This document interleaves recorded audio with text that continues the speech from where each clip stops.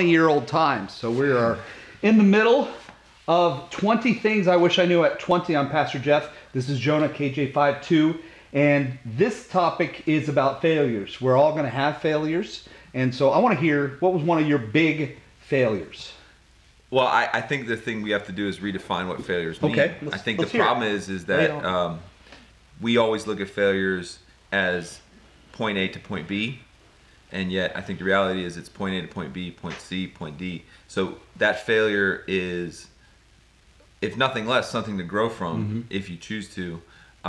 It's not a setback; it's a setup. No, I'm not going to do that. It's cheesy, no cheesy motivational speaker talk. But one-liners. Here's what I would say. So my failure was achieving my dream, literally.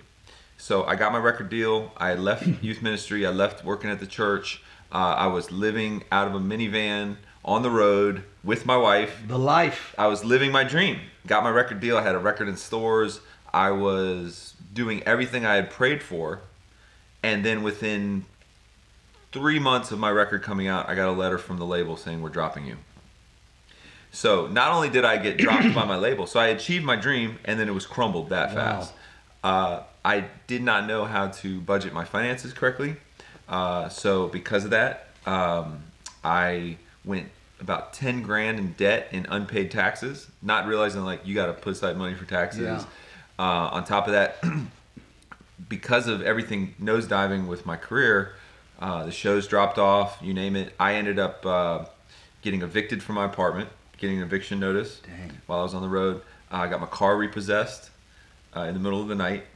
So this all happened in literally the first year of me getting what I wanted. So I, for all intents and purposes, was a bust. I was a failure. You know what I mean? I hedged all my bets. I took that huge step of faith. I went after my dreams. And then within 6 months of that, no record label, no money, no future. Nobody wanted to sign me.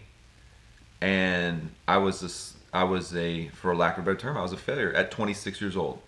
At 25, 26, lived my dream, lost my dream. And obviously if I would have stopped, if that's where the story, has a point at the end, like a period. Yeah, then it is that. But the reality was, because of that, I said, on paper my career is dead, but the reality is that my calling was never done. So I floated for a good year, no record label, no management, no nothing, but I still kept going. And what I learned was I had done everything wrong in the first place. Everything I tried to present as an artist or musically was not where I needed to be.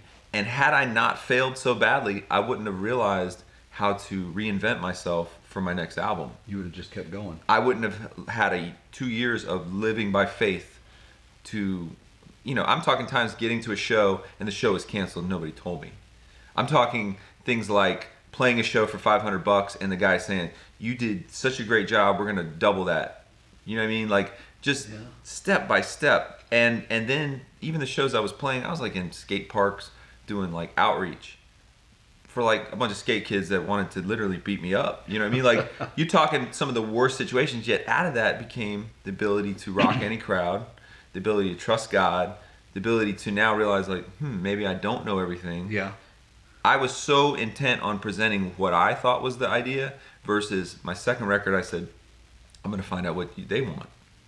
So I changed my mentality. There's so many things I learned from failing that my first record sold 20,000. My second record did 150,000. Wow. So much so that the same label came back and tried to sign me again. That dropped me. But what I did was when I got that letter, I took it, I framed it, I put it on the wall, and I saw it every day.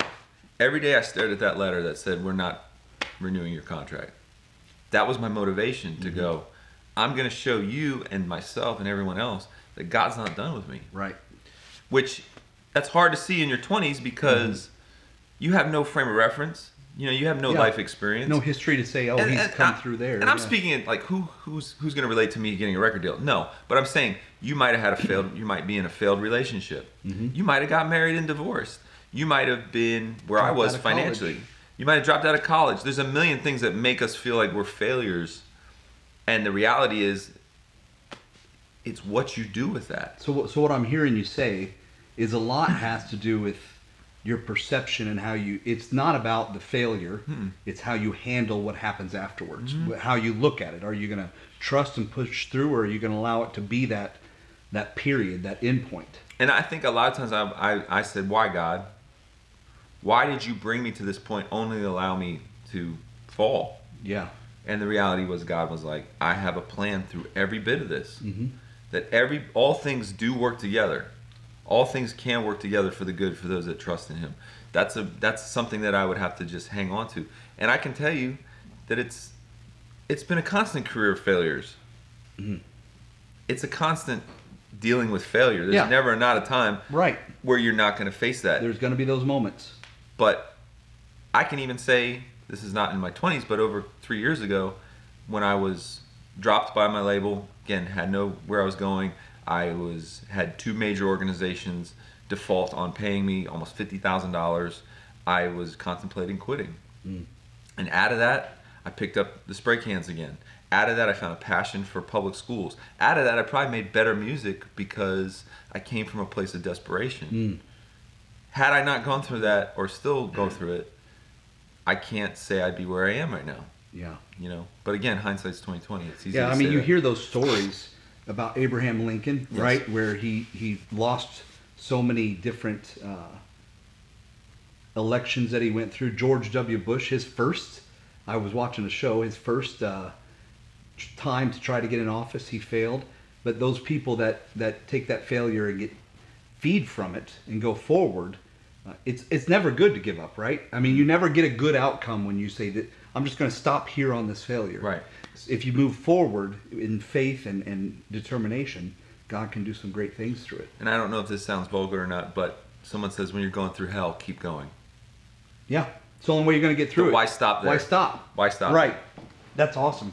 Well, as you guys are getting ready to break out into your groups, failure is inevitable. It's going to happen no matter who you are. There's been some iPhones that haven't gone off real well. You remember the bendy ones? Even though they are, iPhones are always making money. You're going to fail at something sometime in your life. It's not about that moment that determines who you are. It's how you react to it. Are you going to have faith? Are you going to persevere? So when you go back to your groups, why don't you just start talking about an area that you feel like maybe isn't going completely correct, that you might be failing in. Encourage one another. That's why we have these groups, so that we can come together, connect, and lift each other up. So failure is inevitable. It's how you react to it, and you need to trust God. It's part of His. It's not like God causes failure, right? He's not going to cause failure in your life, but He will use it if you allow Him to. So enjoy your time.